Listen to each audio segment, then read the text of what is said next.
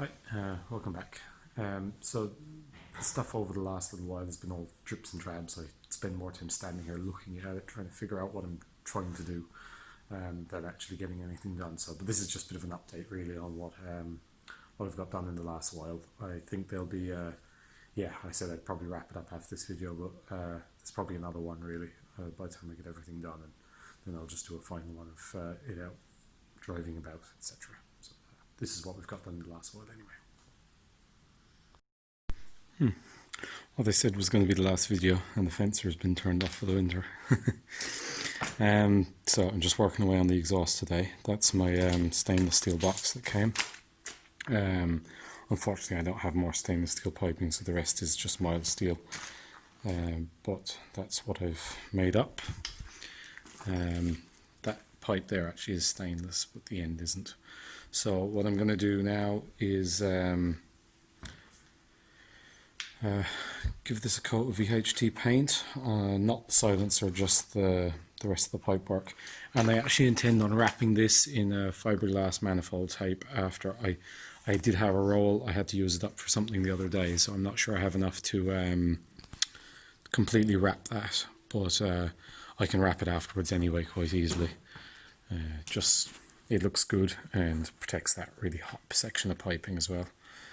So yeah, it looks pretty neat when it's under the van, so I'm gonna paint it up and get it stuck back on there. And I must these are going to mount onto my engine subframe, so there'll be an upper and just a normal exhaust mounting rubber on here, but I'll probably end up putting something else mounted in or clamped around the pipe later, so that, because this is liable to get backed into curbs and stuff, to give it a bit of extra support, especially out at that end.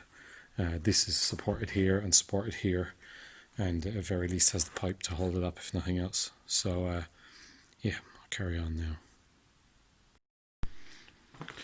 So there it is now, just painted up. I actually wish I had more paint, and I'll have to tape the rest of this after, but yeah, I wet the manifold wrap this time. I've put that on before. I had never actually wet it before, but I didn't realise that it holds its position much better if you wet it and let it soften out a little bit. So kind of a glossier paint on that side.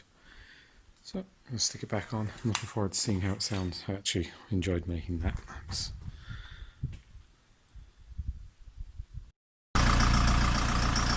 Right, so there she is ticking over. Just giving it a few blasts back and forward the road, see what it, yeah, just to drive it, warm it up, see how it goes. Clear a bit of smoke. It was quite smoky there when I started it, but yeah, it seems to have cleaned up a good bit now that I've got it warmed up and driven it on a bit.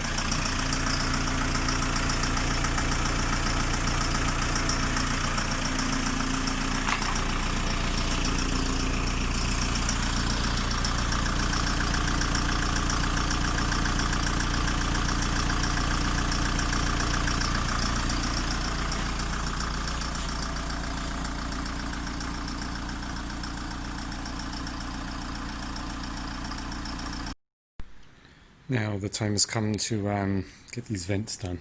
So that one I've decided for now, I've just painted it with a bit of gloss white, and I'm going to stick it back on. I haven't found one the right size. I did find a really nice marine one with like forward facing louvers, and it's about that deep, so it sits in.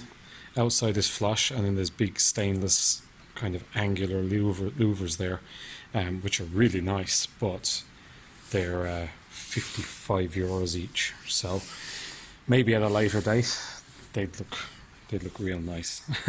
But budget is becoming a serious issue now, so we've got to get this get it done with what we have. So for now as well, I'm just going to use these little just little plastic louvers. I could have got a marine one again, but I already had these picked up, so I'm going to put them on. They'll be okay for now anyway. And it's got a little grate on the inside to keep it clean. Drilled a few little drains on the bottom, so I'm going to seal it around, but leave the bottom unsealed so that any water that gets down the outside of these has somewhere to escape to. And I'll paint all these edges and stuff now in a minute as well. The other louver then just re-drilled it, so I'm going to stick that back on, and we will sort them out at a later date. Alright, that's those on. Still don't like that top one. It's a massive vent. Maybe the fridge is supposed to have a certain amount, I don't know. But anyway, that's what it's getting for now. So it's another little thing ticked off the list. Right, so CV joint spacers. I took down this piece of a CV joint, and I was going to see about getting it machined, but this is hardened, and as well as that, it's got a straight side, so there was no way of putting in this to center it. So they made me that spacer, which is perfect, 20mm spacer, and came to all of, I think, €62 to have that made, which, to be fair, isn't bad at all. And while I was there, I took down one of the old bolts and just got 6 more that are 20mm longer than that. So that is the CV spacer problem sorted out. So I'll get that fitted now and I'll show you it. Now, let's have a look at these shafts. So this one, let's see, has plenty of movement. So that one's nice and clear. It's probably in around the original position, where this one is completely solid. I can't move that. So this one's going to get the spacer. So I'm going to fit that in now. Now, there's our spacer installed. So that's much better.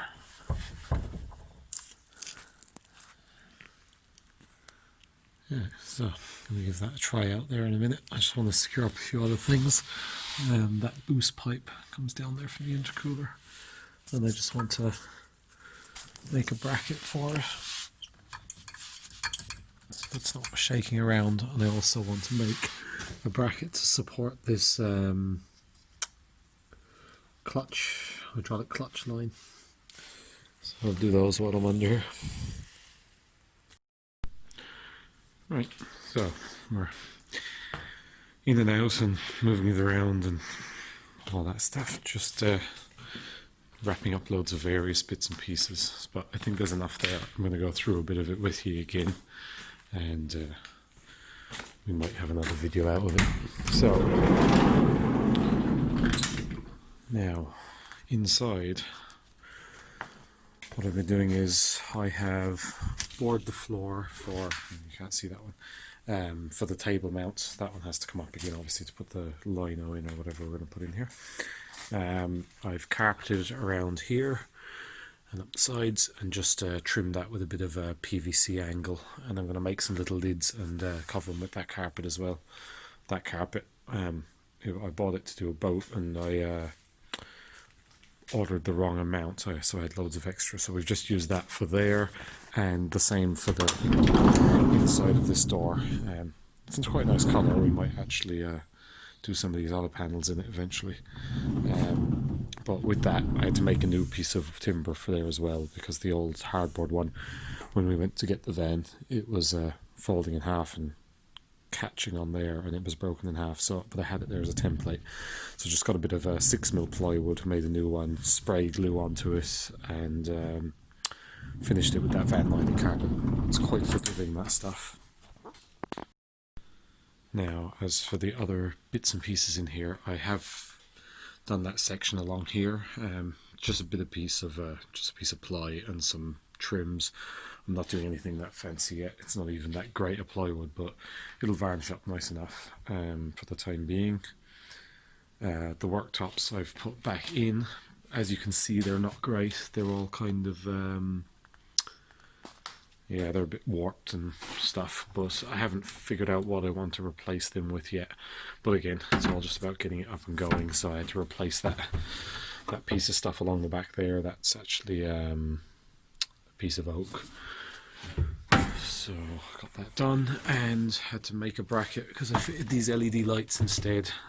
This all really needs a good clean up, but yeah, it had a fluorescent on here which I wanted to get rid of, to replace that. Same up there, and I've put another one in there which will do for the, say, when you're in bed here you can use this light, and also it's over the little mirror, so I'm sure that'll be appreciated by someone. Up there as well, put the new floor in up there, and that stuff's all put back together. So none of this. Inside, I just got all the dash cleaned up and stuff. A bit of a scrub down and over with a bit of son of a gun. Cleaned all these up because they were, well, there's still a bit of grime embedded in them, but I went over them with a good cleaner for a long time, and yeah, they were pretty manky dirty from all the angle grinding and welding and stuff. You can still, there's a bit of smoke staining here from all the welding. The seat's bolted in. What else? Yeah, I'm quite pleased with how all the exhaust worked out. I got some more mountings, and you can see, I'll show you there, it's just bolted through the support bracket that came up there, and I may put a bit of a shield between that and the crankshaft pulley and stuff.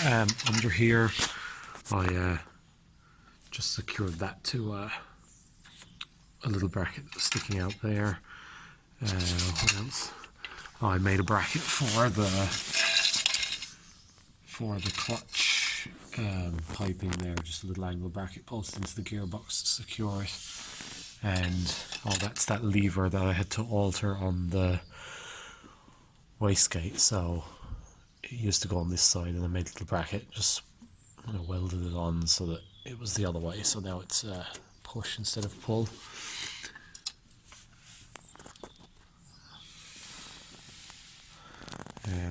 Need to make some kind of skid plate under there as well, although it is fairly tucked up. But and I must shorten that turbo oil drain as well, just to pull it up, because it's sitting on top of here, so I need to that'll hold it up higher.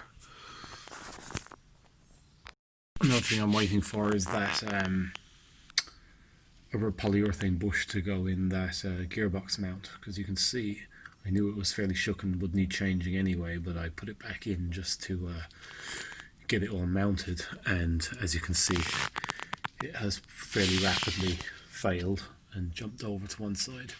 So it actually vibrates horribly now when it's when the engine's running, just because it's metal to metal there.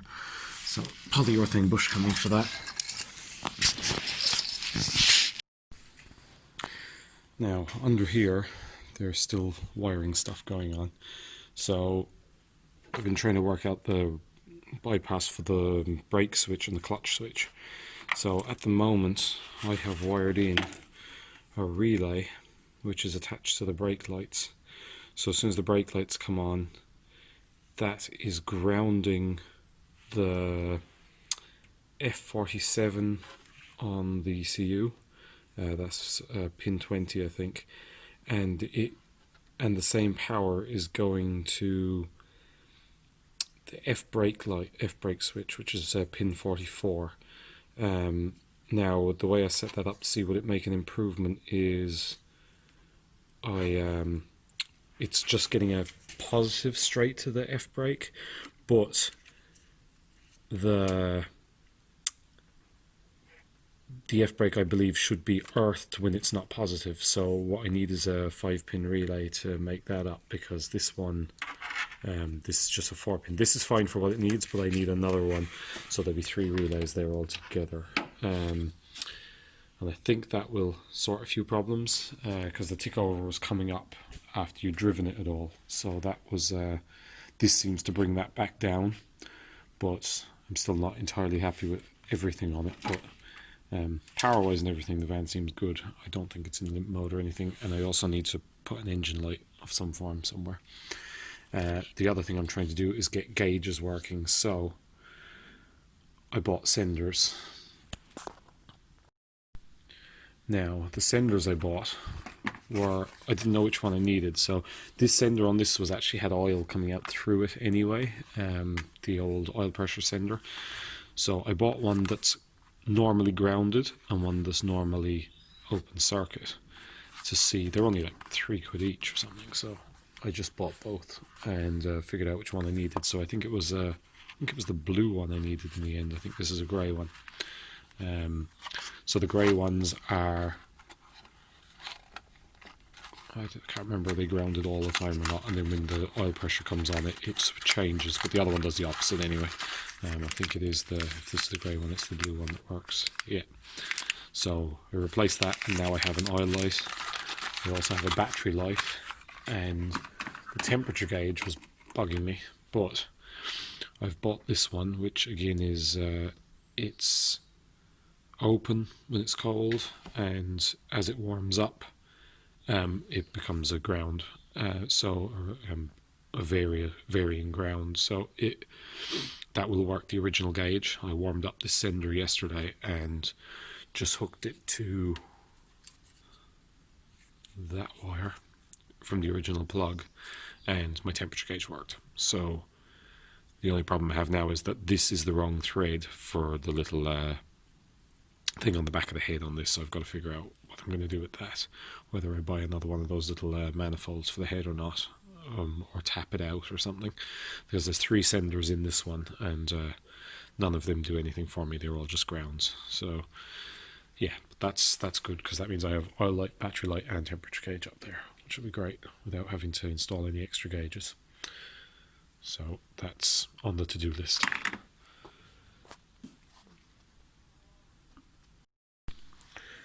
So I think I have everything I need with regards to wiring there, so I can probably work now on, waterproofing all this stuff and just making it tidy.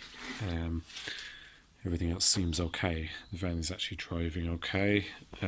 Battery still I need to make something to tie that down, and I need to get a proper negative terminal because that one's keeps coming loose. And that will be the bones of stuff done with that. Just change that mount. What else have we got? My wipers aren't working. Need to check the fuse. So they don't seem to be switching on. I did seal along the front there. I don't think they were sealed originally there, but I don't see any point in having it open and having driving rain and everything going up there. And I've also sealed out that gutter entirely with Tech 7. So it's I wanted this bead in, and it's just sealed onto the back of this bead. So those gutters are nice and waterproof now.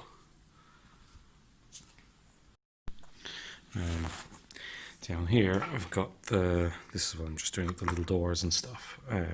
Quite simple, I'll just varnish them all. I need more of this trimming, which I can't seem to get anywhere at the moment. But if I had another 2 or 3 lengths of that, I can trim all these and glue them all up, and that'll be all my little doors ready, because most of the others were kind of past it really. The main problem was this delamination on a lot of the mouldings, and I originally had intended on stripping that off and just painting the trims or something, but to be fair, most of them have kind of warped or twisted and done weird things since they've been out of the van, so I'm just going to scrap a lot of them. I also want to make a new base for that box. That's the box that goes over the engine cover, and it houses those 2 drawers over there, and levels up the bed, I guess, as well. So we will want it, even though it's a bit of a nuisance. You have to take it out every time you want to get to the engine, which no doubt for a while I will need to do. So yeah, it's a bit of an update on it anyway. Right, so that brings you up to speed a little bit anyway. Again, it's not very interesting stuff to film, a lot of that. I've decided as well I'm going to not hook up the gas side of the fridge. It works on 220 volt or whatever, so for safety's sake I'm just going to leave it at that. Most of the stuff on the back of that fridge is fairly old and I don't like it. The heater as well. I was looking at the gas heater again, and I thought, oh, maybe I'll refit it, but look, it's 1990 as well, so I'm not going to touch that. I'm just going to get one of the little diesel heaters. I'm really impressed by those little cheap diesel heaters. They're great. They're cheap enough that if there's a problem with them, they're cheaper to replace than it is to fix a lot of stuff on those gas heaters. So I think I'm just going to get another one of those and can run off the diesel tank. And if you're ever in Europe or anywhere, you don't have to worry about gas bottles and fittings and stuff. You only need gas for the little gas hob, not your heating and everything, which you'll always have diesel. So you know, it makes a lot of sense, I think, to have one of those. So I'll get one of them. Probably not just yet, but that's what I will do with it. So yeah, I'll leave this one there like that. Hopefully it will be, you know, fully out and driving state for the next video. We'll wrap it up at that then. So thanks for watching. There will be more videos of other stuff, so if you still want to subscribe, do, and hit the like button as well if you don't mind. So thank you very much, and I will speak to you next time. Cheers.